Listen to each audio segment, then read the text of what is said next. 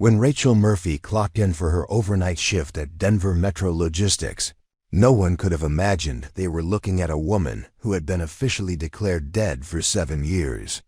The dispatch radio that crackled to life on her desk would soon carry a voice that would make a Pentagon official drop his coffee and immediately place calls that would change everything.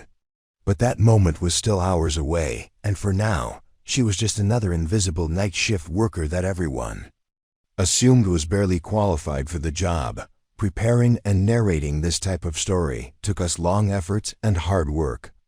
So if you are enjoying this story, please consider subscribing to our channel. The fluorescent lights hummed overhead in the cramped dispatch office of Denver Metro Logistics as Rachel settled into the worn leather chair that had seen better days.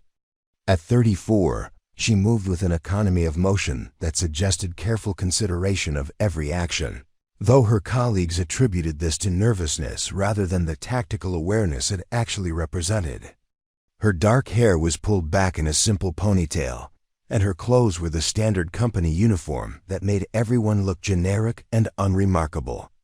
"Great, they stuck us with the newbie again," muttered Tom Bradley, a heavy-set dispatcher who had been working the same route coordination job for 8 years. He glanced at Rachel as she began organizing the communication equipment at her station, shaking his head with barely concealed irritation. "Hope you're better tonight than you were last week. We can't afford another screw-up with the county contracts."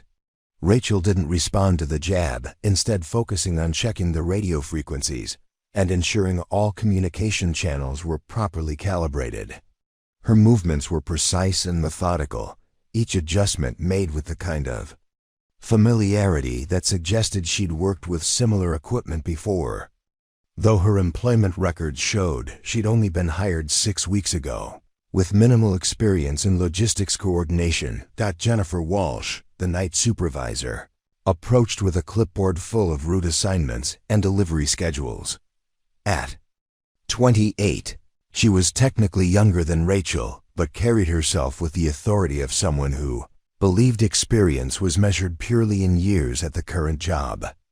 "Murphy, you'll be handling the basic freight coordination tonight. Nothing complicated. Just keep the drivers informed about pickup times and route changes. Think you can manage that without causing confusion?" "Yes, ma'am," Rachel replied quietly, accepting the paperwork without any sign of taking offense at the condescending tone. She'd learned that drawing attention to herself only created complications, and complications interfered with her ability to remain invisible in plain sight. The logistics center buzzed with its usual late evening activity as drivers checked in. Before heading out on overnight routes, dispatchers coordinated delivery schedules, and supervisors reviewed manifests and tracking reports. Denver Metro Logistics wasn't a large operation, but it handled enough regional freight to keep 24-hour dispatch coverage, and the night shift was generally considered the least desirable assignment for newer employees. Marcus Rivera, a driver who'd been with the company for 5 years, stopped by Rachel's desk to get his route update. "Still getting used to the job?" he asked, though his tone suggested he'd already made up his mind about her capabilities. "Freight coordination isn't as easy as it looks. Lots of moving parts, tight schedules, drivers depending on accurate information." Rachel handed him the updated manifest, her expression remaining calm and professional. "Your delivery window for the Phoenix route has been moved up by 30 minutes. Traffic control reports construction delays on I-25 South, so you might want to consider the alternate route through Colorado Springs." Rivera looked surprised by the specificity of her information. Most new dispatchers stuck to basic schedule updates without considering traffic patterns or alternative routing options. "How'd you know about the construction delays?" "That information isn't in the standard reports. I checked the state transportation updates," Rachel explained simply. "Seemed relevant to your timeline." "Huh, good thinking, I guess."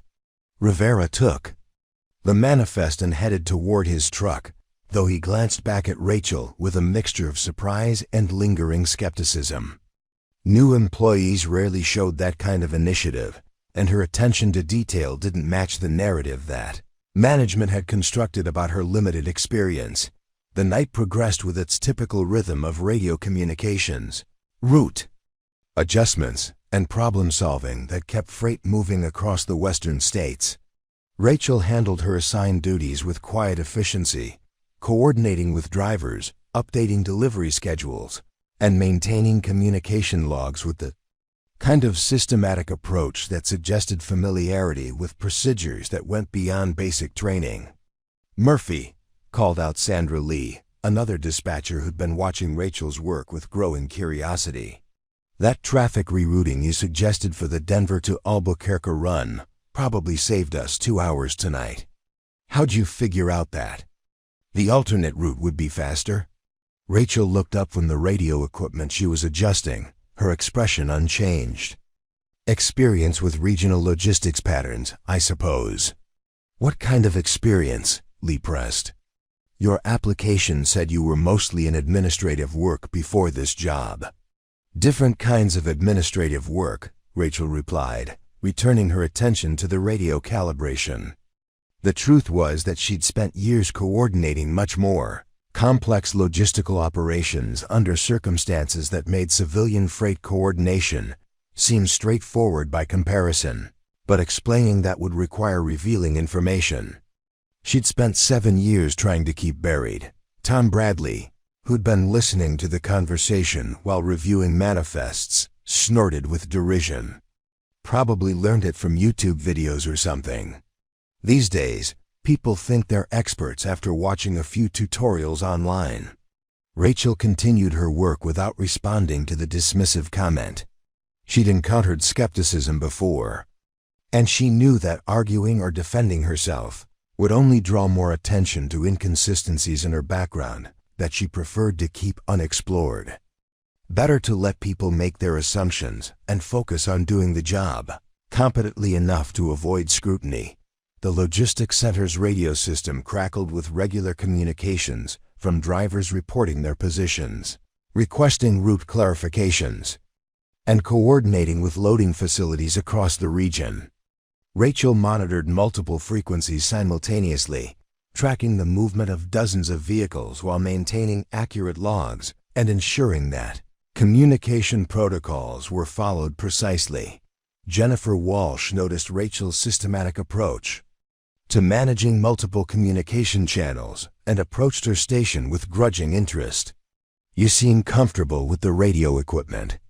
Most new people struggle with keeping track of multiple frequencies."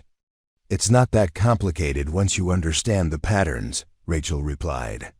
"Communication systems are pretty standardized across different applications." "What other applications?" Walsh asked, her curiosity piqued by the casual reference to experience that wasn't reflected in Rachel's employment file. Rachel realized she'd revealed more than intended and quickly deflected. "Just general electronics work. Same basic principles apply to most communication setups." Walsh studied her for a moment, clearly sensing that there was more to the story. But before she could ask follow-up questions, a driver called in with an emergency breakdown situation that required immediate attention and alternative routing. Rachel handled the crisis coordination smoothly, quickly identifying backup transportation options and maintaining communication with all affected parties until the situation was resolved. As the night wore on, Rachel's competence became increasingly difficult to ignore, even for colleagues who'd initially dismissed her as inexperienced. Her radio communications were crisp and professional. Her route coordination showed deep understanding of regional logistics patterns, and her crisis management suggested familiarity with high-pressure situations that went beyond basic dispatcher training. Marcus Rivera returned from his Phoenix run earlier than expected, thanks to the routing suggestions Rachel had provided. "That alternate route saved me nearly an hour," he told her, setting his completed paperwork on her desk. "Where'd you learn about traffic management like that? That wasn't beginner's luck." "Just careful attention to available information," Rachel said, though her ability to quickly synthesize multiple data sources and make tactical decisions actually came from years of experience in environments where accurate information meant the difference between mission success and catastrophic failure. The radio equipment hummed with late-night communications as freight moved across the interstate highway system, and Rachel maintained her quiet vigil, ensuring that every driver had the information they needed and every delivery stayed on schedule. Her colleagues had begun to notice that nights ran more smoothly when she was working, though they attributed this to coincidence rather than the systematic expertise she brought to seemingly routine tasks. Sandra Lee approached Rachel's station during a quiet period, carrying coffee and wearing an expression of genuine curiosity. "Can I ask you something? You handle this job like you've been doing it for years, but management said you were completely new to logistics work. What's your actual background?" Rachel accepted the coffee with a nod of thanks, considering how much truth she could safely reveal. "Administrative work, like I mentioned. Different environments, but similar organizational principles." "What kind of environments?" Lee pressed gently. "Because the way you coordinate communications and manage multiple priorities, it seems like you've done this kind of work before." "Government administrative work," Rachel said finally, offering a partial truth that might satisfy Lee's curiosity without opening doors to more dangerous questions. "Different scale, similar coordination requirements." Lee nodded, apparently satisfied with the explanation, though Rachel knew that any detailed investigation of her supposed government administrative experience would quickly reveal inconsistencies that she couldn't afford to have exposed.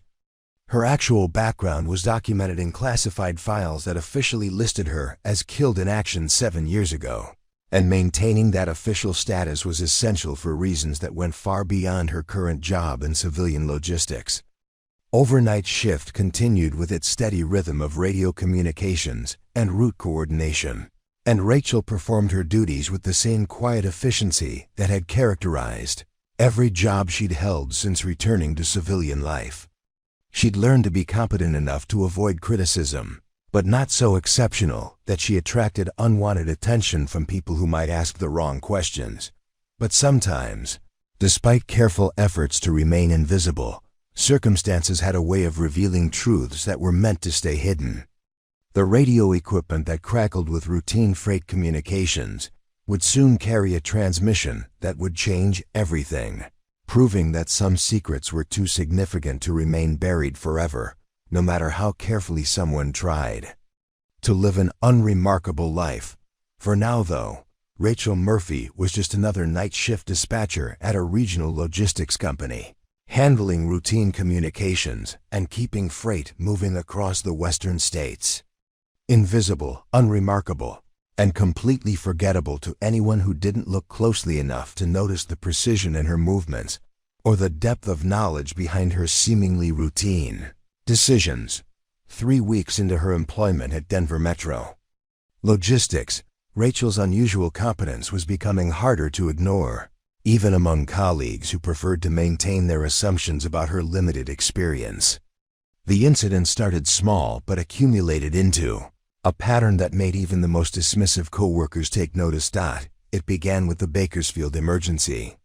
Driver Pete Morales was halfway through Nevada when his refrigerated trailer started experiencing temperature fluctuations that threatened a $40,000 pharmaceutical shipment.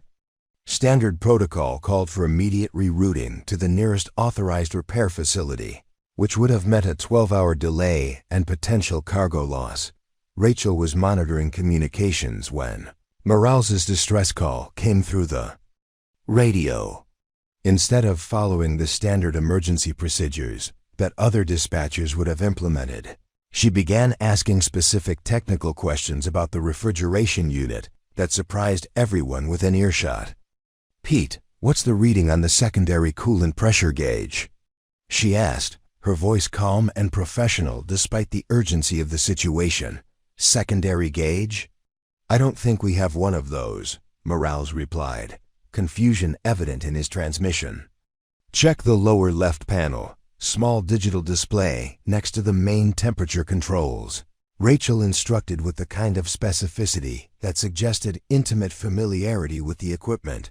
Should show pounds per square inch reading. Tom. Bradley looked up from his own workstation, frowning. Murphy, how do you know about secondary coolant systems? That's not standard dispatcher knowledge. Rachel ignored the question, continuing her diagnostic conversation with the stranded driver. Pete, I need you to locate the manual bypass valve. Should be a red lever near the compressor housing. Don't touch it yet, just tell me if you can. See it? Yeah, there's a red lever here. But dispatch, I don't think I should be messing with refrigeration equipment. Company policy says to call certified technicians for any mechanical issues. Understood. But we're talking about a simple bypass procedure that can stabilize your temperatures until you reach proper repair facilities, Rachel explained. This isn't permanent repair, just emergency stabilization to prevent cargo loss. Jennifer. Walsh approached Rachel's station, her expression a mixture of concern and curiosity. Murphy, where exactly are you getting this technical information? We don't have refrigeration unit manuals in the dispatch office. Experience with similar cooling systems, Rachel replied without elaborating, then returned her attention to the radio. Pete, I'm going to walk you through a temporary bypass that should stabilize your temperatures for the next 6 hours. Are you comfortable following technical instructions? What followed was a 15-minute conversation during which Rachel provided step-by-step guidance for a refrigeration system repair that probably exceeded the technical knowledge of most certified mechanics. Her instructions were precise, methodical, and delivered with the confidence of someone who had dealt with similar equipment failures before. The procedure worked perfectly. Morales was able to continue his route with stable cargo temperatures and reached his destination without any product loss. When he called in to confirm successful delivery, his gratitude was evident in his voice. Dispatch, I don't know how you knew how to fix that cooling system, but you just saved the company a huge loss, he said. I've been driving refrigerated freight for 8 years. And I've never seen anyone provide technical support like that over the radio. Sandra Lee stared at Rachel with open amazement. Seriously, where did you learn to troubleshoot refrigeration equipment? That was like listening to a certified technician. Just practical experience, Rachel deflected, already turning her attention to other communication channels. Similar principles apply to different cooling systems. What kind of practical experience? Lee pressed, because that wasn't basic knowledge. You diagnosed and fixed a complex mechanical problem using only radio communication. Rachel looked up briefly, her expression calm but clearly uncomfortable with the attention. I've worked with various types of equipment maintenance before. Same diagnostic approaches work for different systems. Tom Bradley wasn't satisfied with the vague explanation. Murphy, that refrigeration bypass procedure you just described isn't something you learn from general equipment maintenance. That's specialized technical knowledge that takes years to develop. Not necessarily, Rachel replied quietly. Some people pick up technical skills faster than others. The incident with the refrigeration unit was just the beginning. Over the following nights, Rachel's responses to various crises revealed depth of knowledge that couldn't be easily explained by her supposed background in general administrative work. When a driver got lost in rural Wyoming during a snowstorm, Rachel provided navigation assistance that went far beyond basic GPS directions. She seemed to have intimate knowledge of backroad alternatives, weather pattern assessment, and emergency procedures for vehicles stranded in severe conditions. Take Highway 287 north for 12 miles, then turn east on County Road 15, she instructed driver Maria Santos, who was struggling with poor visibility and deteriorating road conditions. That route will get you to Interstate 80 while avoiding the worst of the storm system. Dispatch, County Road 15 isn't showing up on my GPS, Santos replied, concern evident in her voice. Are you sure that road exists? Positive. It's an older route that doesn't appear on standard commercial navigation systems, but it's maintained for emergency access and will be safer than trying to continue on your current path, Rachel explained, with the kind of certainty that suggested personal familiarity with the area. Marcus Rivera, who was monitoring the communication while waiting for his own route assignment, approached Rachel's desk. How do you know about back roads in rural Wyoming? That's pretty specific geographic knowledge for someone who's supposed to be new to this region. Rachel continued coordinating with the stranded driver while answering Rivera's question. I've traveled through that area before. Some roads aren't well documented, but are still functional for emergency situations. When did you travel through rural Wyoming? Rivera asked, his curiosity clearly piqued. And why would you remember specific county road numbers? Personal travel, Rachel replied, providing Santos with additional navigation instructions that successfully guided her to safety. Some people have good memory for geographic details. The pattern continued with increasing frequency. Rachel demonstrated knowledge of federal transportation regulations that exceeded anything taught in basic dispatcher training. She showed familiarity with hazardous materials protocols that suggested specialized certification. Her crisis management skills consistently outperformed those of colleagues with years more experience. When a driver reported possible brake problems while carrying a full load down a steep mountain grade, Rachel immediately implemented emergency protocols that probably prevented a serious accident. Jimmy, I need you to reduce speed immediately and begin using engine compression braking, she instructed, her voice carrying unmistakable authority. Avoid using your primary brakes except for final stopping. Can you tell me your current grade, percentage, and approximate load weight? Steep downhill, maybe 8 or 9% grade, carrying about 38,000 pounds. The driver replied, tension evident in his voice.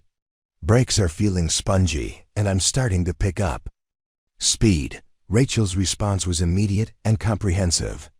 Begin downshifting to third gear, engage your engine brake at maximum setting, and look for the emergency runaway truck ramp approximately 2 miles ahead on your right. Do not attempt to use parking brake or primary service brakes unless absolutely necessary for final stopping. Jennifer Walsh stopped her paperwork to listen to the emergency coordination, impressed despite her general skepticism about Rachel's qualifications. Murphy, how do you know the location of emergency truck ramps on that specific mountain pass? That's detailed local knowledge that takes time to develop. Highway safety information is available through transportation databases, Rachel replied while continuing to monitor the emergency situation. Emergency ramp locations are documented for all major freight routes. Yeah, but you knew the specific location without looking anything up, Walsh pointed out. You told him exactly where to find the runaway ramp like you'd driven that route yourself. Rachel guided the driver safely to the emergency ramp and coordinated with local authorities for immediate vehicle inspection and repair services. The efficiency of her crisis management impressed everyone who witnessed it, but it also raised questions about the source of her specialized knowledge. Tom Bradley pulled up a chair next to Rachel's workstation during a quiet period later that night. Okay, Murphy, I've been watching you handle situations for 3 weeks now, and something doesn't add up. You know more about freight operations, equipment maintenance, and emergency procedures than people who've been doing this job for years. Experience transfers between different applications, Rachel said, focusing on her communication logs to avoid making eye contact. Skills learned in one context often apply to others. What context? Bradley pressed. Because the way you handle emergency situations suggests training that goes way beyond general administrative work. You coordinate like someone who's managed actual crisis situations before. Rachel looked up briefly, her expression carefully neutral. Different jobs require different skill sets. I try to be thorough in whatever work I'm assigned. That's not an answer, Bradley pointed out. Being thorough doesn't explain how you know specialized technical procedures, geographic details, and emergency protocols that aren't taught in basic training. Sandra Lee joined the conversation, carrying printouts of the night's incident reports. Murphy, I've been reviewing the situations you've handled over the past few weeks. Your success rate for crisis resolution is unprecedented for someone at your experience level. Either you're incredibly lucky, or you have background that isn't reflected in your employment file. Rachel accepted the reports and began reviewing them methodically, her expression remaining calm despite the increasing scrutiny. Sometimes problem-solving skills develop naturally through exposure to different challenges. Natural development doesn't explain technical expertise, Lee countered. The refrigeration repair you guided Pete through last week required specific knowledge that takes formal training or extensive hands-on experience to acquire. The questions were becoming more persistent and more difficult to deflect without revealing information that Rachel couldn't afford to have exposed. Her strategy of remaining invisible was becoming complicated by competence that exceeded her cover story's limitations. Marcus Rivera returned from his route assignment and overheard the ongoing conversation about Rachel's qualifications. You know what I think? I think Murphy's overqualified for this job, but can't or won't talk about why. Nobody learns this stuff from general administrative work. So what do you think she really did before this? Walsh asked, clearly interested in Rivera's theory. Rivera studied Rachel's focused attention to her work, noting the precision of her movements and the systematic approach she brought to every task. Military, maybe, or some kind of specialized government work. The way she handles crisis situations and technical problems suggests training that goes beyond civilian applications. Rachel's hands paused momentarily in their methodical organization of communication logs, a reaction so brief that only the most observant colleague might have noticed. But that momentary pause suggested that Rivera's speculation had come uncomfortably close to truths that needed to remain hidden. Government work covers a lot of different positions, she said carefully, resuming her systematic record-keeping. Administrative roles exist in many different contexts. The deflection was skillful but not entirely convincing, and Rachel knew that continued success in crisis situations would only generate more questions about qualifications that she couldn't fully explain without compromising the carefully constructed anonymity that kept her safe. The revelation came on a Tuesday night during what should have been a routine equipment check. Rachel was coordinating with drivers across multiple states when the radio crackled with an incoming transmission on a frequency that shouldn't have been active on civilian logistics equipment. Echo 7 Delta, this is Nighthawk Base, requesting immediate status confirmation on Operation Blackwater Logistics. Please respond with current position and supply status. The voice was crisp, professional, and carried the unmistakable cadence of military communications. Rachel's blood ran cold as she realized the transmission was coming through on a frequency that had been supposedly decommissioned years ago, a channel that officially no longer existed. Tom Bradley looked up from his paperwork, frowning at the unusual transmission. Murphy, what frequency's that coming through on? That doesn't sound like any of our standard driver communications. Rachel quickly reached for the radio controls, attempting to switch to a different channel, but the transmission continued with increasing urgency. Echo 7 Delta, this is Nighthawk Base. We show your unit as active on emergency protocols. Please confirm your operational status immediately. This is a priority alpha communication. Sandra Lee approached Rachel's workstation, her expression confused and concerned. That sounds like military communication. Why would we be receiving military transmissions on our logistics equipment? Equipment malfunction, Rachel said quickly, her voice tight with barely controlled tension. Sometimes radios pick up interference from other sources. I'll switch to a different frequency. But before she could change the channel, the transmission Continued, and this time the voice carried a tone of recognition and relief.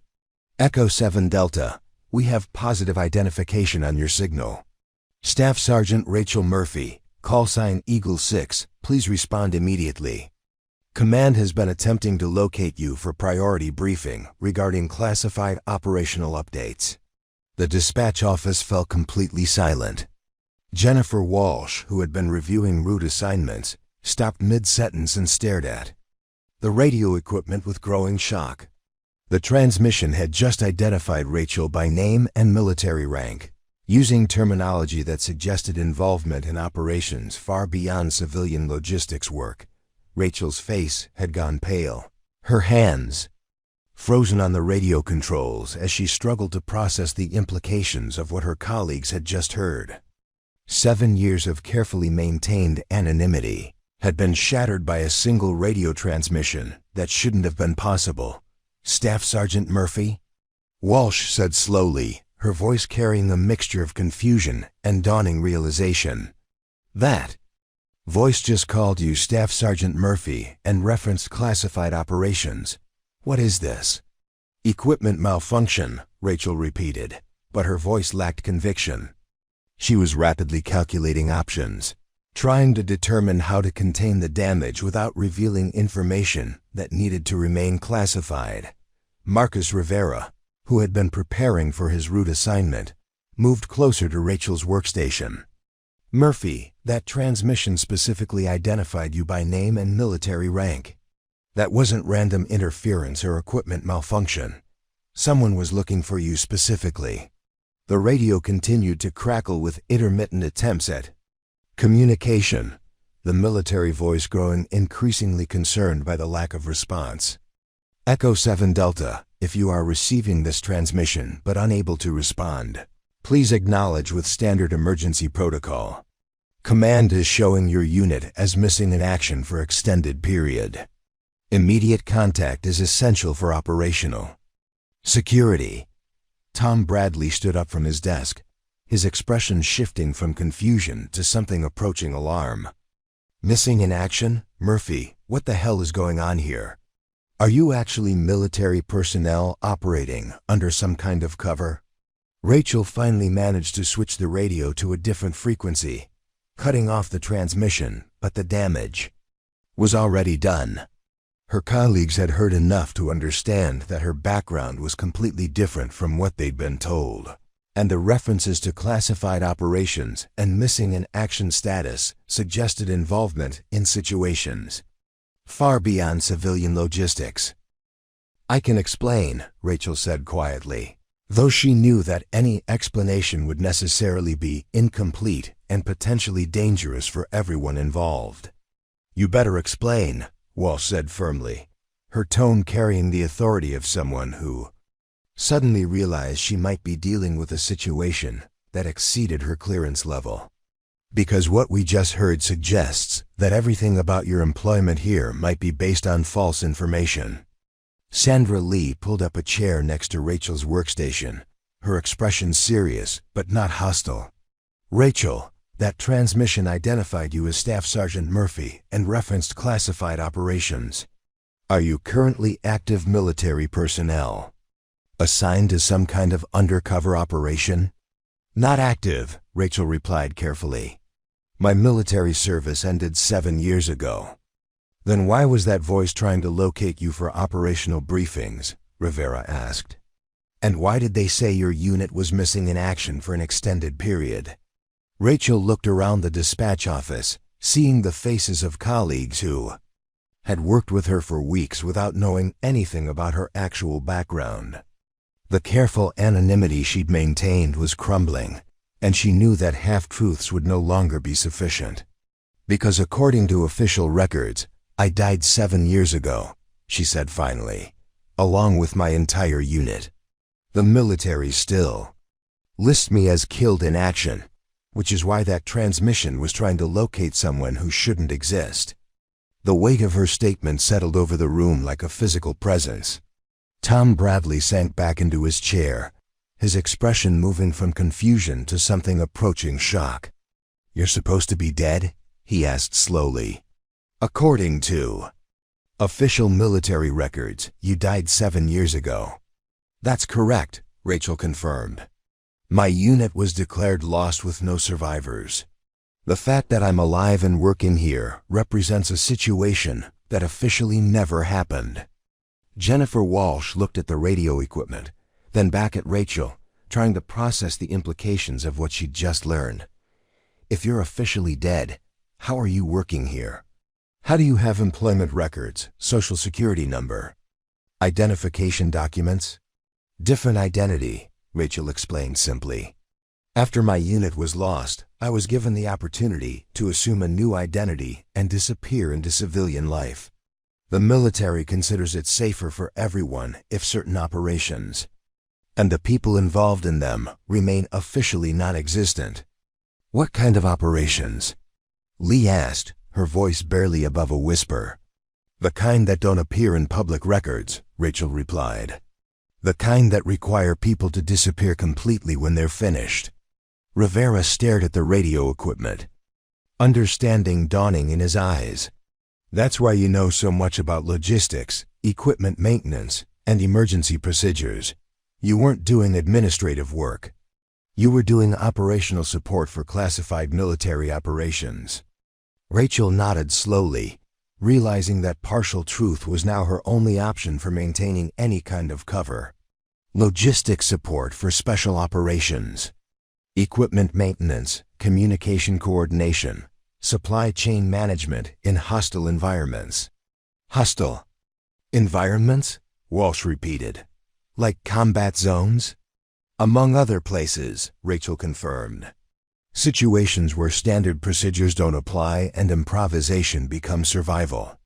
The radio crackled again with intermittent attempts at communication, the military voice continuing to search for a response that Rachel couldn't provide without compromising her carefully constructed civilian life. Tom. Bradley looked at Rachel with an expression that mixed respect with concern.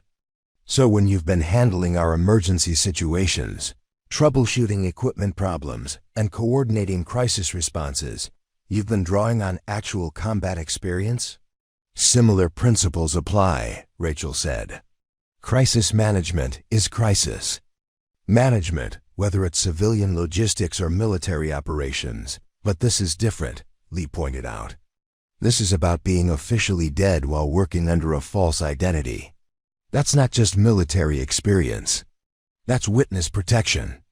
Level secrecy.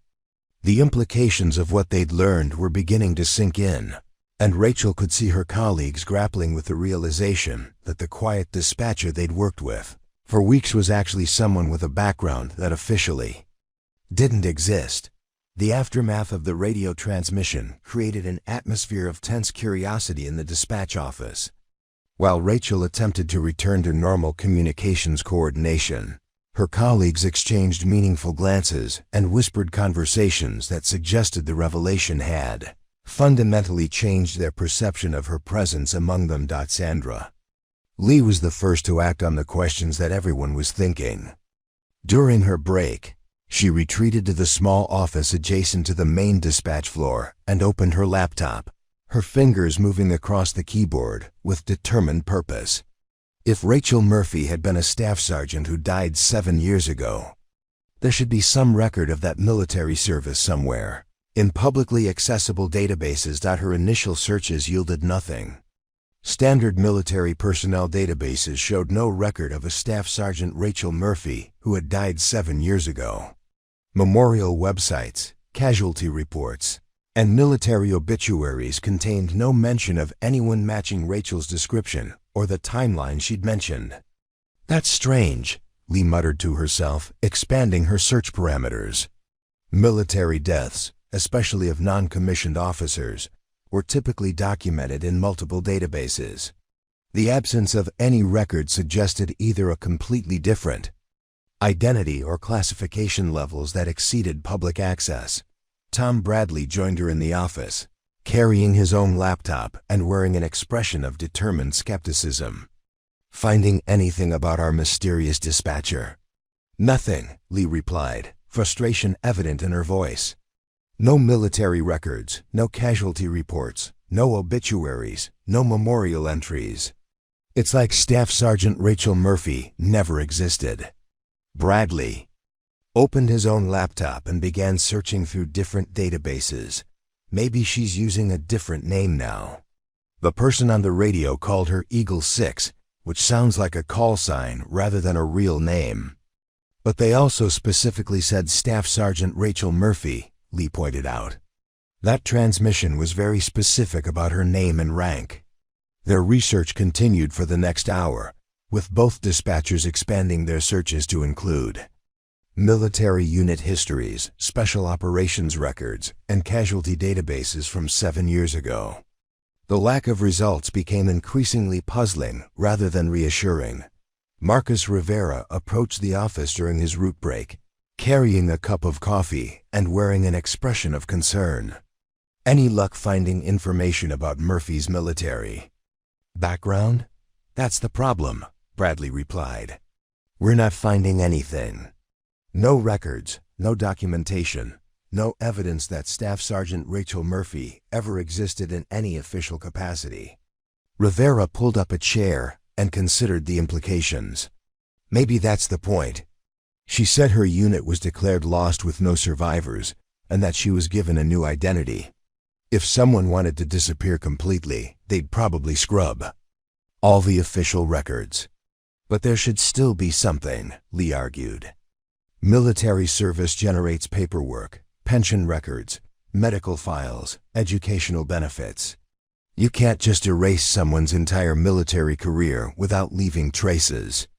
Jennifer Walsh entered the office, carrying a folder of employment documents, and wearing an expression that suggested she'd discovered something concerning.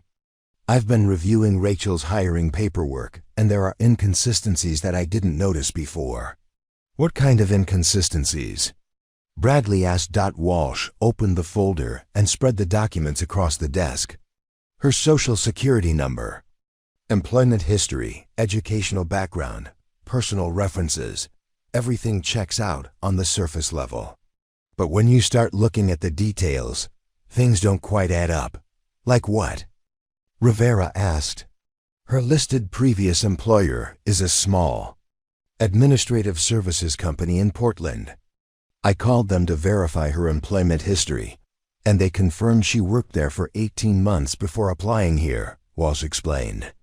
But when I asked for specifics about her job responsibilities, they gave me vague answers that could apply to almost any office position. Lee looked up from her laptop screen. Vague how? General administrative support, document management, communication coordination, generic descriptions that don't really explain what she actually did, Walsh replied. And when I asked about her performance evaluations or reasons for leaving, they said company policy prevented them from sharing detailed information. Bradley frowned. That's not unusual for employment verification. Most companies have policies about limiting information they share about former employees. True, but there's more, Walsh continued. I decided to research the company itself. Mountain West Administrative Services has been in business for 12 years. They have a professional website, proper business licenses, and legitimate client references. But their employee records are surprisingly limited. Limited how? Rivera asked. They seem to specialize in providing employment verification for people who need documented work history but don't have traditional career backgrounds, Walsh explained. It's all completely legal. But it suggests they might be a front company for people who need legitimate employment records without revealing their actual previous work.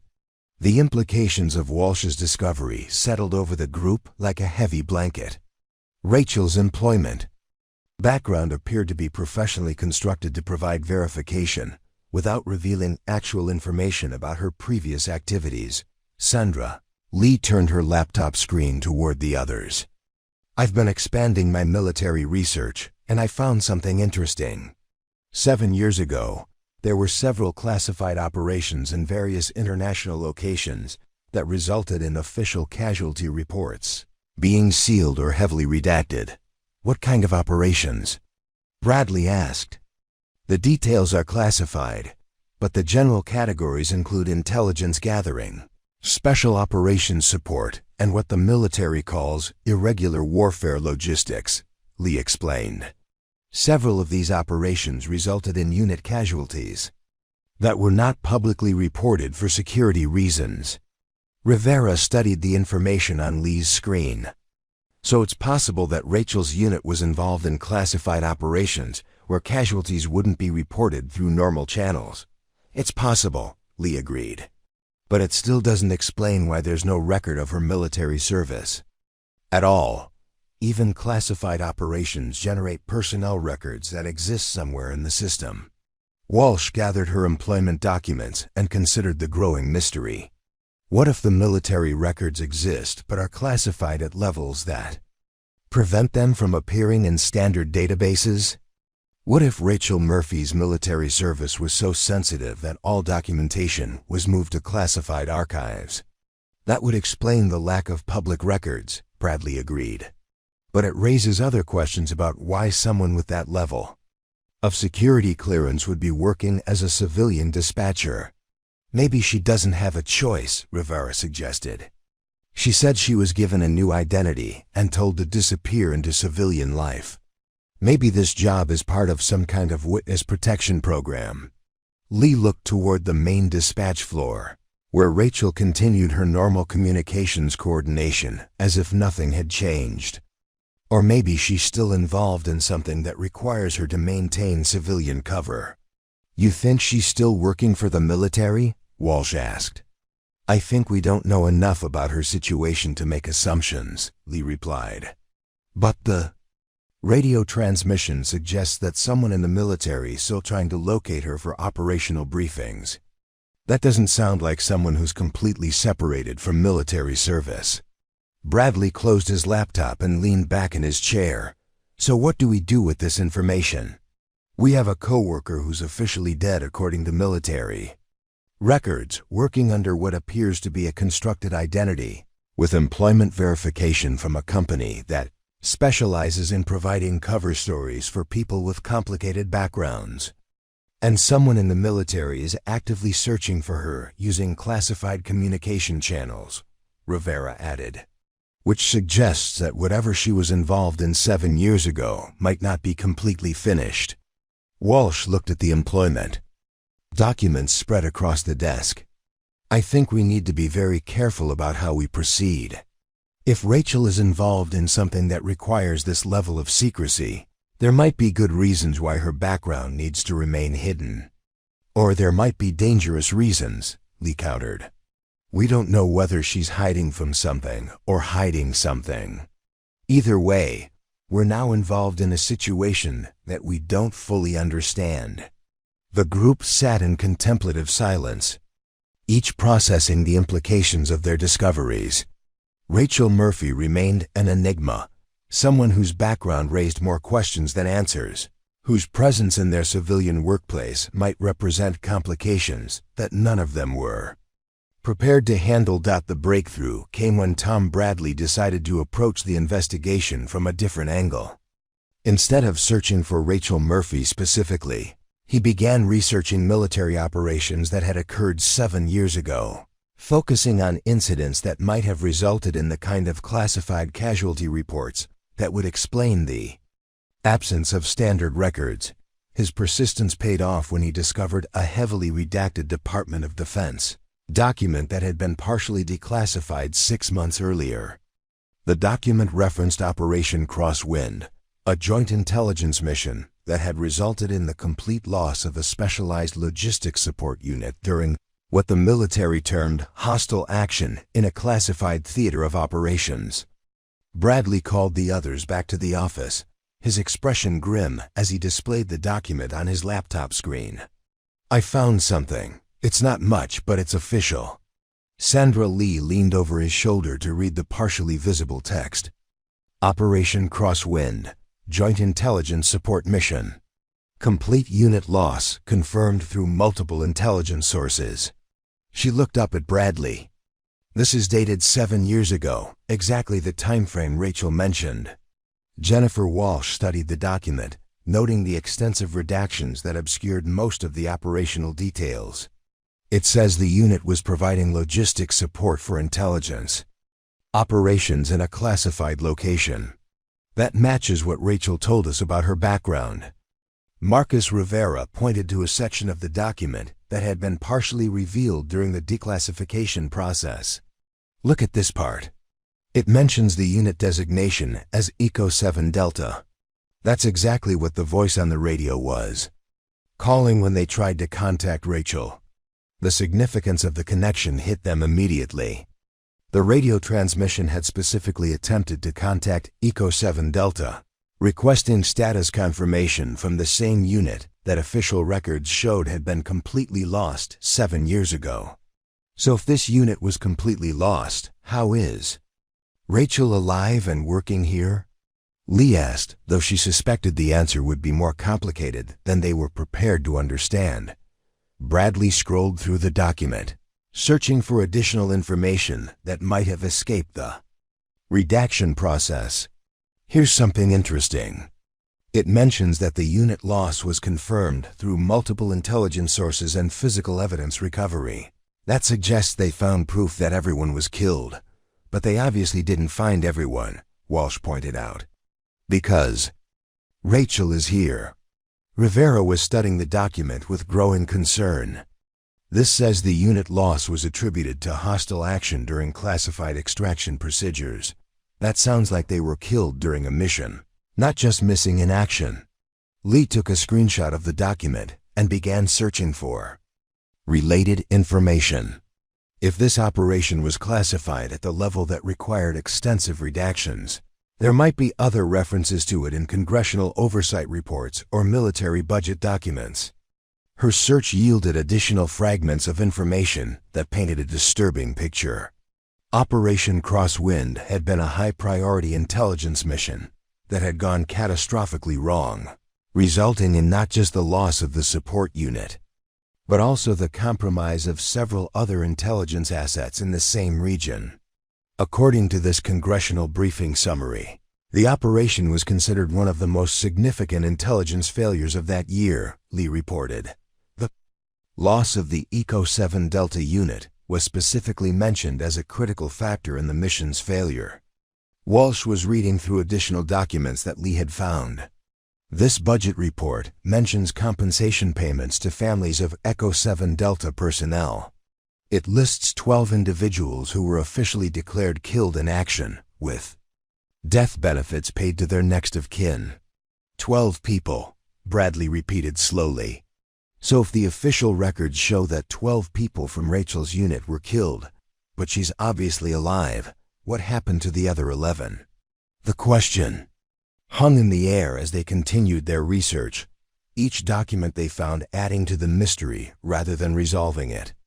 Operation Crosswind had clearly been a disaster that had resulted in multiple casualties, but the exact circumstances remained, classified at levels that prevented them from accessing detailed information. Rivera made a decision that surprised the others. I think we need to ask Rachel directly about what happened. We found enough official documentation to know that her unit was involved in a real operation that officially ended in complete casualties. She deserves the opportunity to explain her side of the story. Are you sure that's wise? Walsh asked. If this operation was classified at levels that require extensive redactions, asking questions about it might put Rachel in a difficult position. She's already in a difficult position, Lee pointed out. Someone in the military is actively searching for her, using classified communication channels. Her situation is clearly more complicated than just being a former soldier who wanted to disappear. They returned to the main dispatch floor, where Rachel continued her normal communications coordination, apparently unaware of the extensive research that had been conducted about her background. Her colleagues approached her workstation with a mixture of curiosity and concern. "Rachel," Bradley said quietly, "we need to talk to you about what we've discovered." She looked up from her communication logs, her expression immediately becoming guarded. "What kind of discoveries?" "Operation Crosswind," Lee said simply. Echo 7 Delta. The classified intelligence mission that officially killed your entire unit 7 years ago. Rachel's reaction was immediate and telling. Her face went pale, and her hands stilled on the radio controls. For several seconds, she didn't speak, clearly processing the implications of what they'd found. "You found official records?" she asked finally, her voice barely above a whisper. "Partially declassified documents," Walsh confirmed. "Enough to understand that your unit was involved in a real operation that ended in officially confirmed casualties. The military paid death benefits to families of 12 people from Echo 7 Delta." Rachel closed her eyes briefly, then looked at each of her colleagues in turn. "What exactly do you want to know?" "We want to know how you survived something that killed 11 other people," Rivera said gently. "And we want to know why you're working here under a false identity instead of receiving proper recognition for your service." Rachel was quiet for a long moment, clearly weighing her options. Finally she spoke, her voice carrying a weight of memory and loss. "Because I didn't just survive," she said quietly. "I was the only one who survived. And the circumstances of my survival are classified at levels that require me to officially not exist." The admission confirmed what they'd suspected, but hadn't wanted to believe. Rachel Murphy was not just a former soldier who had chosen civilian life. She was the sole survivor of a classified military disaster, living under an assumed identity.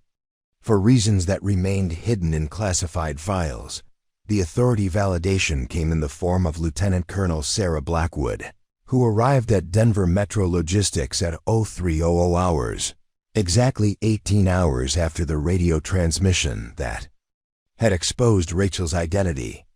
Her arrival was unannounced, but the crisp military bearing and the way she carried herself suggested that this was not a social visit. Rachel was coordinating with a driver in Utah when she noticed the woman in civilian clothes approaching her workstation. There was something about the newcomer's posture and movement that immediately triggered recognition, even before she spoke. "Staff Sergeant Murphy," Colonel Blackwood said quietly, her voice carrying the unmistakable authority of someone accustomed to command. "We need to talk." Rachel's hands froze on the radio controls. After 7 years of carefully maintained anonymity, hearing her rank and name spoken by someone who clearly knew her actual identity was like being struck by lightning. "I'm sorry, but I think you have me confused with someone else," Rachel replied, though her voice lacked conviction. "My name is Rachel Murphy, and I work civilian logistics here." Colonel Blackwood pulled up a chair and sat down beside Rachel's workstation, her expression serious but not hostile. "Staff Sergeant Rachel Murphy, Echo 7 Delta Logistics Specialist, Medal of Honor recipient, sole survivor of Operation Crosswind. Would you prefer to continue this conversation here, or would you like to speak privately?" The mention of the Medal of Honor hit Rachel's colleagues like a physical blow. Tom Bradley, who had been pretending to work on his own assignments while obviously listening to the conversation, looked up with undisguised shock. "Medal of Honor?" he said, his voice carrying a mixture of awe and disbelief. "Rachel, you're a Medal of Honor recipient?" Colonel Blackwood turned to address the gathered dispatchers, her expression becoming more formal. "Staff Sergeant Murphy is one of only 12 living recipients of the Medal of Honor for actions during classified operations. Her citation remains classified, but I can tell you that her actions during Operation Crosswind saved the lives of hundreds of intelligence assets and prevented what could have been the most significant intelligence disaster in modern military history." Sandra Lee stared at Rachel with growing amazement. "You're a Medal of Honor recipient? The highest military decoration for valor?" The classification level of her actions means that her award ceremony was conducted in a closed session with only essential personnel present, Colonel Blackwood continued. "Staff Sergeant Murphy's heroism will never be publicly recognized, but it prevented catastrophic loss of life and preserved intelligence operations that continue to protect American interests worldwide. Jennifer Walsh approached the conversation with evident respect. "Ma'am, if Rachel is a Medal of Honor recipient, why is she working here under a false identity? Why isn't she receiving proper recognition for her service?" Colonel Blackwood looked at Rachel, clearly seeking permission to reveal classified information. Rachel nodded slightly, understanding that her cover was thoroughly compromised and that partial truth was now the only viable option. Because Staff Sergeant Murphy's survival and subsequent actions during Operation Crosswind resulted in intelligence captures that identified multiple enemy intelligence networks, the colonel explained. Her continued existence poses a significant security risk to ongoing operations and to her own safety. Marcus Rivera joined the group, his expression shifting from confusion to deep respect. So Rachel has been hiding not just from military records, but from enemy intelligence services? Her identity was officially classified to protect both national security interests and her personal safety, Colonel Blackwood confirmed. The military has been monitoring her location and security status, but she was supposed to remain completely disconnected from military communications. Tom Bradley looked at the radio equipment where the initial transmission had occurred. So when that voice tried to contact her yesterday, it was a security breach? A significant security breach, the colonel agreed. Someone accessed classified communication channels and attempted to re-establish contact with an asset who was supposed to remain completely isolated. We've been investigating the source of that transmission since it occurred. Rachel finally spoke, her voice quiet but steady. "Colonel, I've maintained operational security for 7 years. I haven't had any contact with military personnel or accessed any classified information. I've been completely civilian." "We know," Colonel Blackwood replied. "Your dedication to maintaining cover has been exemplary. But the radio transmission yesterday compromised your position, and we've detected increased intelligence activity that suggests hostile forces may be attempting to locate you." Sandra Lee looked between Rachel and the colonel, trying to process the implications.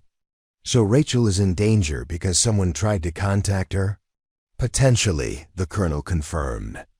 The transmission was intercepted by multiple intelligence services, including some that have been searching for Echo 7 Delta survivors for years. Staff Sergeant Murphy's location is no longer secure. Jennifer Walsh addressed Colonel Blackwood directly. "Ma'am, what does this mean for Rachel's employment here? Are we all now involved in a security situation that we're not prepared to handle?" Colonel Blackwood considered the question carefully. "Your knowledge of Staff Sergeant Murphy's identity does create complications, but it also provides opportunities. We've been monitoring her performance here, and her skills could be valuable in ways that don't compromise her security." "What kind of opportunities?" Rivera asked. "Training opportunities," the colonel replied. "Staff Sergeant Murphy's expertise in crisis management, logistics coordination, and emergency response could benefit military personnel without exposing her to security risks.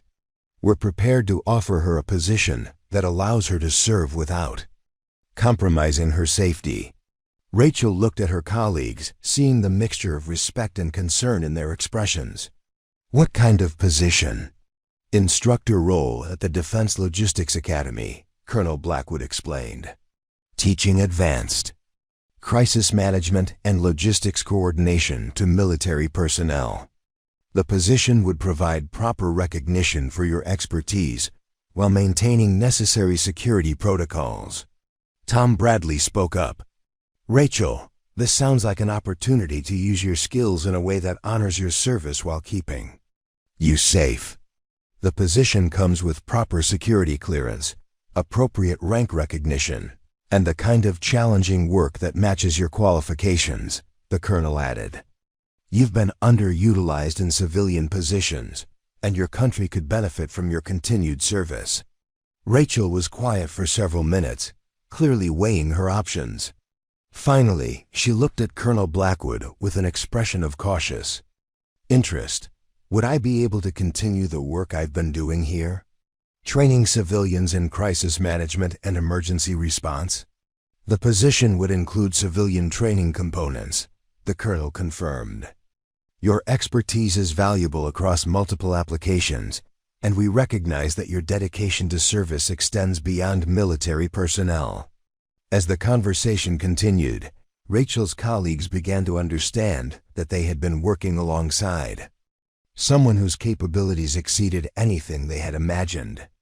The quiet dispatcher who had competently handled their routine logistics challenges was actually a decorated war hero whose expertise could serve at the highest levels of military operations. The revelation transformed not just their understanding of Rachel's background, but their appreciation for the depth of knowledge and experience that had been quietly applied to their everyday challenges. The full story of Operation Crosswind emerged slowly, as Colonel Blackwood carefully navigated the classification levels that had kept Rachel's actions hidden for 7 years. With Rachel's permission and the understanding that her cover was already compromised, the colonel began to reveal the extraordinary circumstances that had led to her current situation. Operation Crosswind was a joint intelligence extraction mission, Eastern Afghanistan.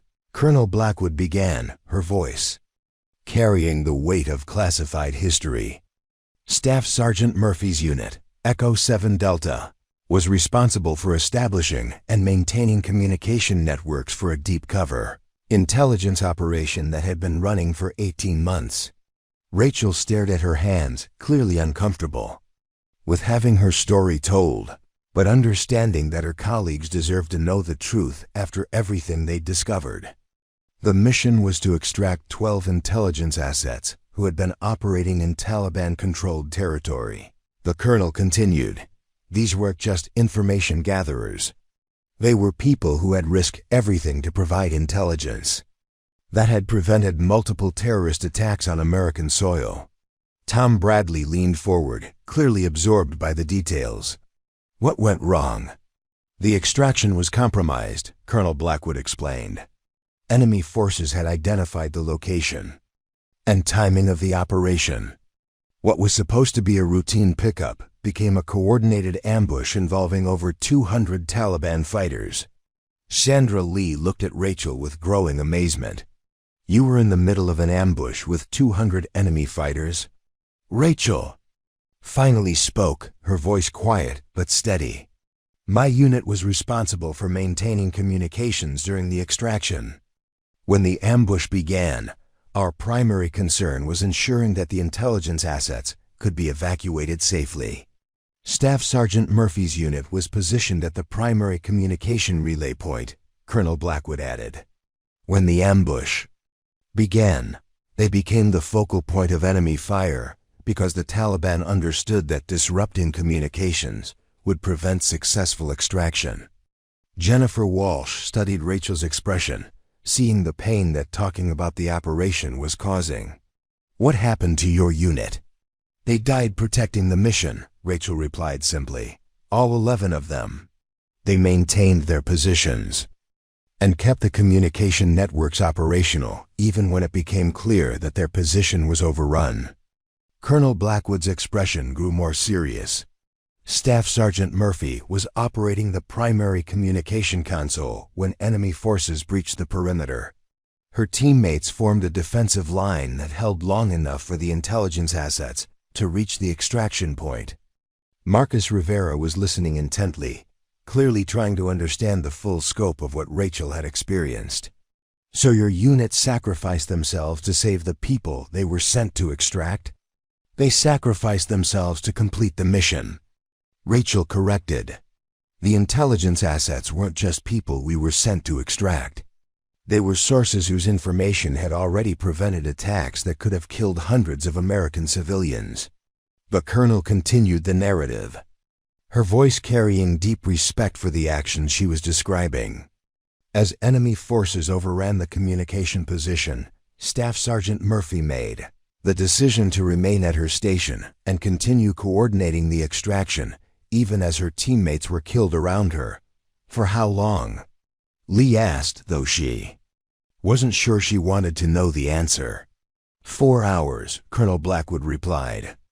Staff Sergeant Murphy maintained communication coordination for 4 hours while under continuous enemy fire, surrounded by the bodies of her teammates, ensuring that the extraction operation could be completed successfully. The weight of that information settled over the dispatch office like a heavy blanket. Rachel had spent 4 hours alone, surrounded by her dead teammates, continuing to coordinate a mission while under attack by overwhelming enemy forces. How did you survive? Walsh asked gently. Rachel was quiet for a long moment before answering. The extraction helicopters arrived just as enemy forces were about to overrun my position. I was wounded, barely conscious, but I'd managed to keep the communication networks operational until all the intelligence assets were safely evacuated. Staff Sergeant Murphy was found with multiple gunshot wounds, severe burns from explosive devices, and evidence of sustained combat action, Colonel Blackwood added. Her actions during those 4 hours saved not just the 12 intelligence assets, but potentially hundreds of American lives that would have been lost if the intelligence network had been compromised. Bradley looked at Rachel with undisguised admiration. So you single-handedly held a position for 4 hours against 200 enemy fighters? I did my job, Rachel replied simply. I maintained communications until the mission was complete. Her actions went far beyond doing her job, the colonel corrected. After the extraction was complete, Staff Sergeant Murphy could have called for immediate evacuation. Instead, she remained at her position and began destroying sensitive equipment and classified materials to prevent them from falling into enemy hands. Rivera was shaking his head in amazement. You stayed longer? After 4 hours of combat, you stayed to destroy equipment? The equipment contained information that could have compromised other intelligence operations, Rachel explained. People in other locations were depending on that information not being captured. Colonel Blackwood's expression grew more serious. Staff Sergeant Murphy spent an additional 2 hours systematically destroying classified materials while enemy forces continued their assault. She was found unconscious from blood loss, but every piece of sensitive equipment had been properly destroyed. The full magnitude of Rachel's actions was beginning to sink in. She had not only survived an overwhelming enemy attack, but had continued to serve her mission even when survival seemed impossible. The Medal of Honor citation specifically mentions her extraordinary heroism and selfless dedication to duty in the face of overwhelming odds, the colonel continued. But the classified nature of the operation means that her actions can never be publicly recognized. Sandra Lee looked at Rachel with tears in her eyes. So you've been carrying this alone for 7 years? The memory of losing your entire unit and the knowledge that your heroism can never be acknowledged? I've been carrying their memory, Rachel corrected. Every day, in everything I do, I try to honor the sacrifice they made. They died so that other people could live safely. Is that why you chose to disappear? Walsh asked. Because you couldn't bear to receive recognition for actions that cost your teammates their lives. Rachel nodded slowly. I survived because they died protecting me. I couldn't accept medals and recognition for something that represented their sacrifice. So you chose to serve quietly, Rivera said, understanding dawning in his voice. Every job you've taken, every person you've helped, every crisis you've managed has been your way of honoring their memory. They can't serve anymore, Rachel said simply. But I can. So I do. Colonel Blackwood looked around the dispatch office, seeing the profound impact that Rachel's story had on her colleagues. Staff Sergeant Murphy has spent 7 years applying her extraordinary skills to civilian service, helping people in ways that don't require recognition or acknowledgement. Her dedication to service has continued even when she couldn't be officially recognized for it. The room fell silent as everyone processed the full scope of what they had learned. Rachel Murphy wasn't just a former soldier who had chosen civilian life. She was a decorated war hero who had survived an impossible situation and had chosen to honor her fallen teammates through continued service to others. Her quiet competence, her crisis management skills, and her dedication to helping others were just professional qualifications. They were expressions of a deeper commitment to service that had been forged in the crucible of combat and loss. The transformation in how Rachel's colleagues treated her was immediate and profound. When Colonel Blackwood left the dispatch office, after completing her briefing, the atmosphere had changed completely from the casual workplace dynamic that had existed just hours earlier. Tom Bradley, who had spent weeks dismissing Rachel as an inexperienced newcomer, approached her workstation with an expression of deep humility. "Rachel, I owe you an apology that I'm not sure I can adequately express. I've been treating you like you didn't know what you were doing, when you've probably forgotten more about crisis management than I'll ever learn." Rachel looked up from the communication log she was updating, her expression unchanged despite the dramatic revelations of the past few hours. "Tom, you didn't know. You treated me based on the information you had available. That's not something you need to apologize for." "But it is," Bradley insisted. "I made assumptions about your capabilities based on superficial observations. I mocked your knowledge, questioned your experience, and dismissed your expertise. Now I find out that you're a Medal of Honor recipient who survived combat situations that I can't even imagine." Sandra Lee joined the conversation, carrying a cup of coffee that she offered to Rachel with a gesture of respect that hadn't been present in their previous interactions. "Rachel, I keep thinking about all the times we've watched you handle emergency situations. And now I understand why you made it look so effortless. You weren't just good at problem solving. You were drawing on experience that none of us could relate to. Preparing and narrating this type of story took us long efforts and hard work. So if you are enjoying the story, please consider subscribing to our channel." Rachel accepted the coffee with a quiet nod of thanks. "The situations we handle here are different in scale, but the principles of crisis management remain consistent. Whether it's a broken-down truck or a combat situation, the approach is similar. Assess the situation, identify available resources, implement solutions, and adapt as circumstances change." Jennifer Walsh, who had been reviewing Rachel's performance over the past few weeks, approached with a folder of reports and an expression of newfound respect.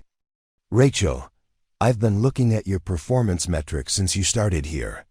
Your crisis resolution rate, your efficiency in handling complex situations, your ability to coordinate multiple communications simultaneously. I thought you were just naturally talented, but now I understand that you were applying skills developed in life or death situations." "The stakes here are different," Rachel replied, "but the work is still important. Every driver we help, every problem we solve, every crisis we manage successfully means that someone gets home safely to their family. That matters." Marcus Rivera, who had been preparing for his route assignment, changed his approach completely. Instead of the casual collegiality he'd shown before, he addressed Rachel with the kind of respect typically reserved for senior military personnel. "Ma'am, I wanted to thank you for all the guidance you've provided over the past few weeks. Your routing suggestions, your equipment troubleshooting, your crisis management advice. I had no idea I was receiving instruction from someone with your level of expertise." Rachel looked slightly uncomfortable with the formal address. "Marcus, I'm still the same person who was here yesterday. My background doesn't change the fact that we're all working together to do the same job. But it does change how I understand the value of your contributions," Rivera replied. "When you helped me with that refrigeration emergency, you weren't just showing off technical knowledge. You were applying skills that you developed in situations where equipment failure could mean the difference between life and death." The shift in perception extended beyond individual interactions to the overall atmosphere of the dispatch office. Conversations that had previously been casual workplace chatter now carried an undercurrent of respect and awareness that they were working alongside someone whose experience exceeded anything they had imagined. Sandra. Lee began asking Rachel questions about crisis management techniques, not with the casual curiosity she'd shown before, but with genuine interest in learning. From someone whose expertise had been proven in the most challenging circumstances possible. Rachel, when you handle emergency situations, you always seem to know exactly what questions to ask and what information to prioritize. Is that something you learned through military training, or is it experience-based? Rachel continued her methodical organization of communication equipment while answering. Both, really. Military training provides systematic approaches to problem solving, but experience teaches you how to recognize patterns and anticipate complications before they become critical. Tom Bradley, who had been listening to the conversation, approached with a request that reflected his changed understanding of Rachel's capabilities. Rachel, would you be willing to review our emergency response procedures? I'm realizing that there might be improvements we could make based on your experience with crisis management. I'd be happy to help, Rachel replied. But remember that our procedures here are designed for civilian logistics situations. Military crisis management techniques need to be adapted for different contexts and different risk levels. Jennifer Walsh began incorporating Rachel's insights into operational planning in ways that acknowledged her expertise without making her uncomfortable with excessive attention. Rachel, I'm working on revised communication protocols for weather-related emergencies. Would you mind reviewing them when you have time? Your perspective on crisis communication could help us improve our response effectiveness. The transformation wasn't just in how Rachel's colleagues treated her, but in how they understood their own work.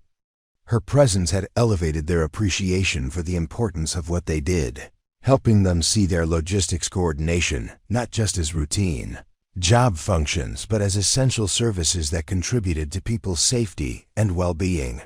Rachel continued her work with the same quiet dedication she'd always shown, but now her colleagues understood that her methodical approach, her attention to detail, and her crisis management skills weren't just professional competence. They were expressions of a deeper commitment to service that had been forged through experiences that had tested the limits of human endurance and courage. The change in daily interactions was subtle but profound. Rachel was no longer treated as an inexperienced newcomer who needed guidance and supervision. Instead, she was recognized as someone whose expertise could benefit everyone around her, whose insights were valuable, and whose dedication to service represented the highest standards of professional excellence. The shift from revelation to education began naturally as Rachel's colleagues started approaching her with questions that went far beyond casual workplace conversation. Now that they understood the depth of her experience, they were eager to learn from someone whose expertise had been proven in the most challenging circumstances imaginable. It started with Sandra Lee, who approached Rachel during a quiet period with a specific request. Rachel, I've been thinking about how you handle emergency communications. You always seem to know exactly what information to gather first and how to prioritize multiple crisis situations simultaneously. Could you walk me through your thought process? Rachel looked up from her equipment checks, considering how to translate military crisis management principles into civilian applications. The key is systematic information gathering. When an emergency call comes in, you need to establish three things immediately: location, nature of the problem, and available resources. Everything else is secondary until you have those foundations. But how do you prioritize when you're dealing with multiple emergencies at once? Lee pressed. Last week, you were coordinating with 3 different drivers who all had serious problems, and you handled them in a sequence that resolved everything efficiently. Triage principles, Rachel explained, moving to the communication console to demonstrate. You assess immediate threat level, available response time, and resource requirements. Life-threatening situations get priority, but you also consider which problems, can be resolved quickly to free up resources for more complex situations. Tom Bradley, who had been listening while reviewing route assignments, approached with genuine interest. "Rachel, could you show us how you do those rapid equipment diagnostics? The way you troubleshoot mechanical problems over the radio is like nothing I've seen before." Rachel nodded, pulling up the maintenance logs from recent equipment. Failures. Military equipment maintenance teaches you to think systematically about mechanical problems. You start with the most likely causes based on symptoms, then work through possibilities in order of probability and severity. She began sketching a diagnostic flowchart on a piece of paper, her movements precise and methodical. For refrigeration systems, you check power supply first, then coolant pressure, then compressor function, then temperature sensors. Each test eliminates possibilities and narrows your focus. But how do you know which questions to ask drivers who might not understand technical terminology? Bradley asked. You translate technical concepts into observable symptoms, Rachel replied. Instead of asking about coolant pressure, you ask about unusual sounds, visual indicators, or performance changes that non-technical people can identify and describe. Jennifer Walsh approached with a folder of incident reports, her expression reflecting newfound respect for Rachel's problem-solving abilities. "Rachel, I've been reviewing our emergency response times, and there's a significant improvement in resolution efficiency during shifts when you're working. Could you help us develop better protocols for the entire team?" Rachel accepted the reports and began reviewing them systematically. The improvements probably come from asking better initial questions and providing more specific guidance to drivers. Most emergency situations can be resolved faster if you gather the right information from the beginning. "What kind of information?" Walsh asked. "Contextual details that help you understand the full situation," Rachel explained. "Location specifics, weather conditions, traffic patterns, available resources, driver experience level, cargo considerations. The more you understand about the context, the better solutions you can provide." Marcus Rivera joined the growing group around Rachel's workstation, carrying his route paperwork and wearing an expression of eager curiosity. "Rachel, I've been thinking about that time you helped me with the mountain brake problem. You knew exactly where the emergency runaway ramp was located, and you guided me through engine braking techniques that I'd never learned in standard training." "Mountain driving requires different techniques because the risks are higher," Rachel replied. "Engine braking conserves your primary brakes for when you really need them, and knowing emergency escape routes is essential for any driver who regularly travels mountain highways." She began explaining the principles of mountain driving safety, drawing on knowledge that had been developed through necessity in terrain where vehicle failure could be fatal. Gradient management, weight distribution, temperature monitoring, escape route planning. These are skills that can save lives when standard driving techniques aren't adequate. Sandra Lee was taking notes, clearly impressed by the depth of practical knowledge Rachel was sharing. This is information that should be part of standard driver training. "How do you know so much about specialized driving techniques?"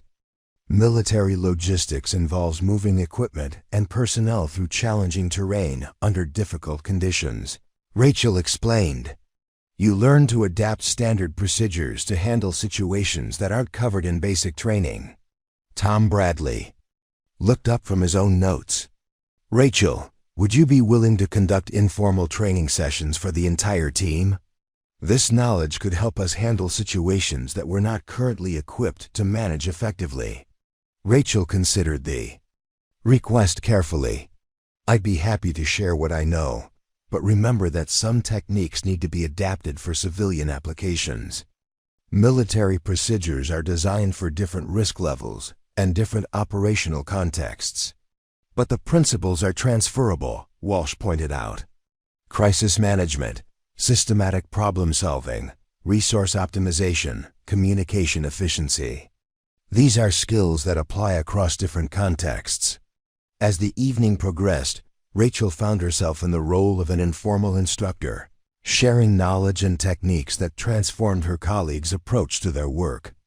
Her systematic methods, her crisis management expertise, and her ability to remain calm under pressure became teaching tools that elevated everyone's performance. The questions continued throughout the shift, covering everything from communication protocols to emergency response procedures to equipment maintenance techniques. Rachel answered each query with the same methodical approach she brought to her regular duties, breaking down complex concepts into understandable components and providing practical applications that her colleagues could immediately implement. Rivera approached with a specific scenario.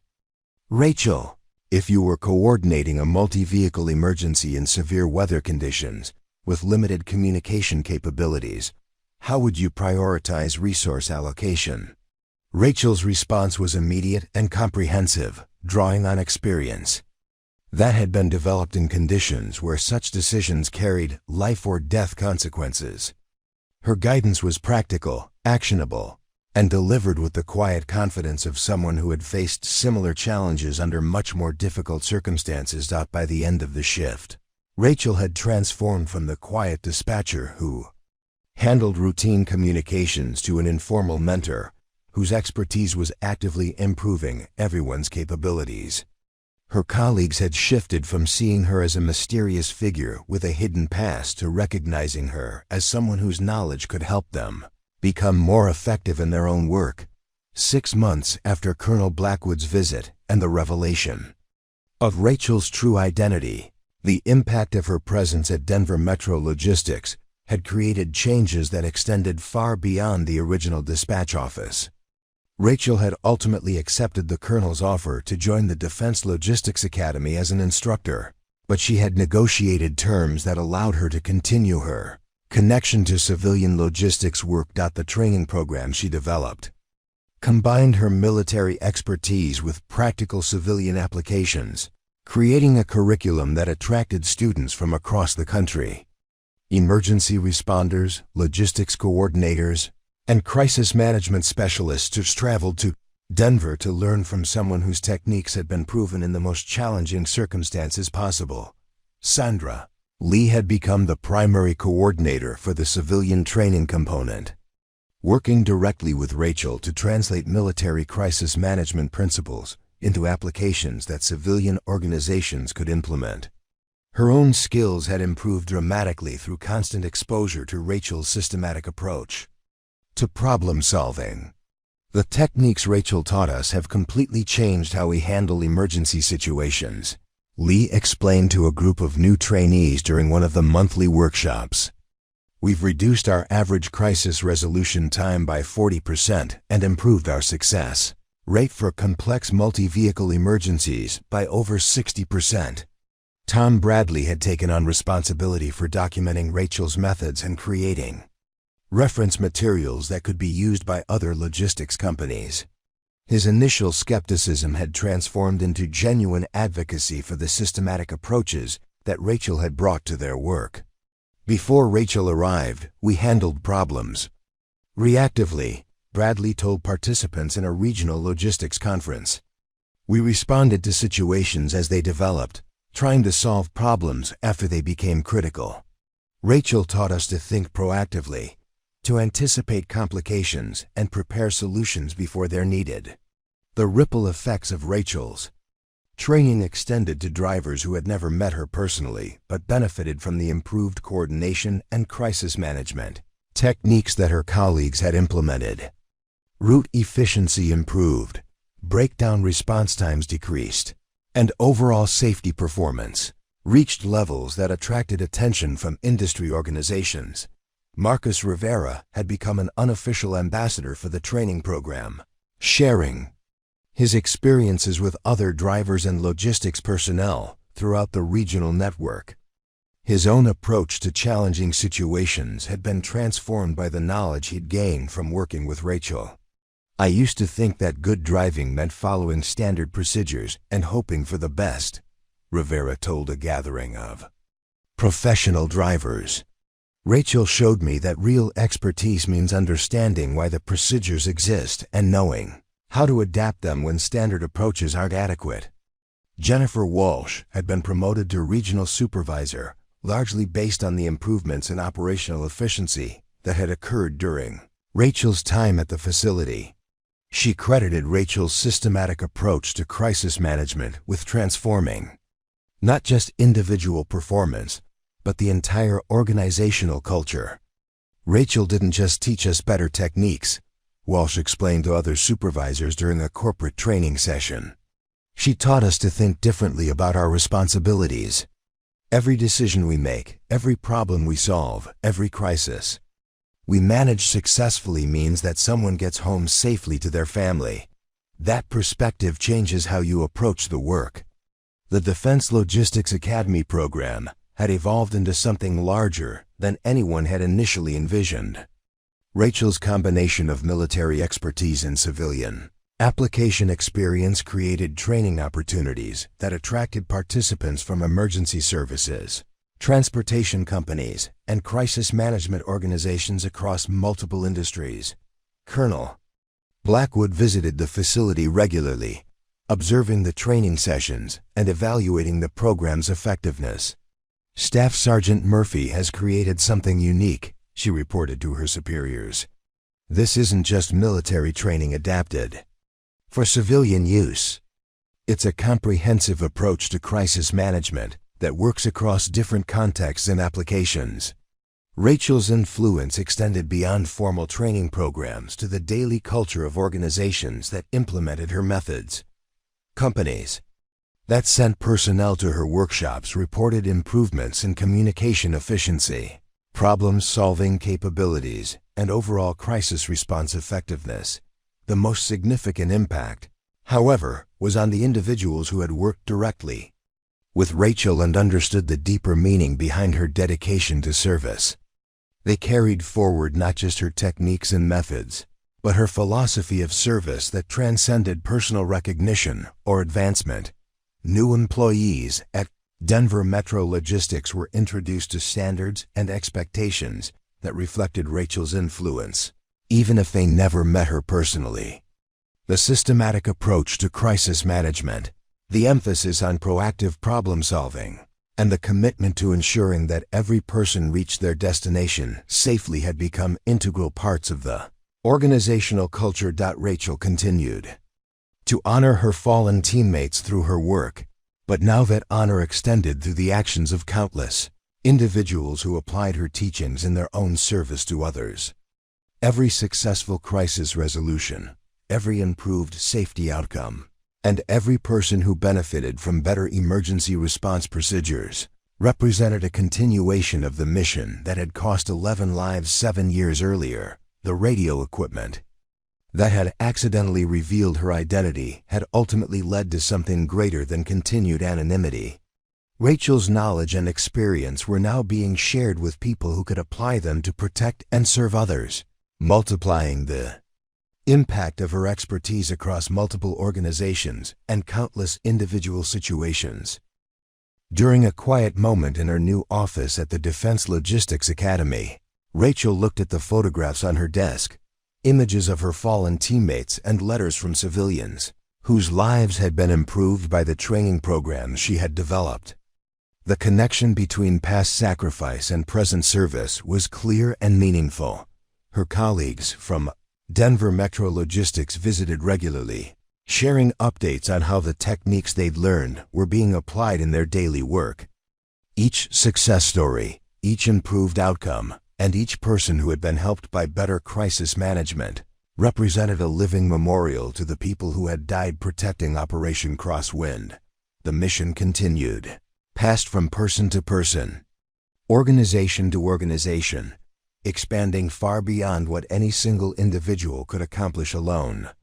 Rachel's choice to serve quietly had ultimately led to service that was anything but quiet, touching lives and improving outcomes in ways that honored both her fallen teammates and the principles they had died defending. Some legacies were measured in recognition and awards.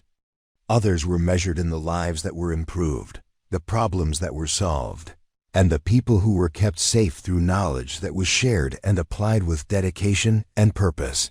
3 years later, Rachel stood before a joint session of Congress, finally receiving public recognition for her service. The classification levels had been reduced, allowing her story to be told. As she accepted the Presidential Medal of Freedom, the highest civilian honor, she thought of her 11 teammates who would never see this moment. "This recognition belongs to Echo 7 Delta," she said simply. "To 11 patriots who gave everything so that others could live safely." The audience rose in sustained applause, but Rachel's eyes found her former colleagues from Denver Metro Logistics in the gallery. Tom Bradley, Sandra Lee, Jennifer Walsh, and Marcus Rivera had become leaders in their own right, spreading her crisis management principles across the transportation industry. Colonel Blackwood approached as the ceremony concluded. "Staff Sergeant, your training programs have now reached over 50,000 emergency responders. The techniques you developed have been credited with saving hundreds of lives." Rachel nodded, understanding the true meaning of her journey. She had started as one person trying to honor fallen friends through quiet service. Now, through each person she had trained, through every life they saved, through every crisis they managed successfully, her teammates' sacrifice continued to protect people they would never meet. Later that evening, Rachel returned to her apartment and opened her laptop. The stories continued to arrive: emails from emergency responders who had used her techniques, from drivers who had been helped by better crisis coordination, from families whose loved ones had come home safely because someone had applied her training. She smiled, finally understanding that the radio transmission that had exposed her identity 3 years ago hadn't ended her mission. It had expanded it beyond anything she could have imagined. The story of Rachel Murphy shows us that true heroism often works quietly, rippling outward through acts of service that touch countless lives. If you found this story compelling and want to hear more incredible tales of courage, sacrifice, and the power of one person to make a difference, please hit that subscribe button and ring the notification bell. Your support helps us bring you these remarkable stories of ordinary people doing extraordinary things. Thank you for joining us, and we'll see you in the next story.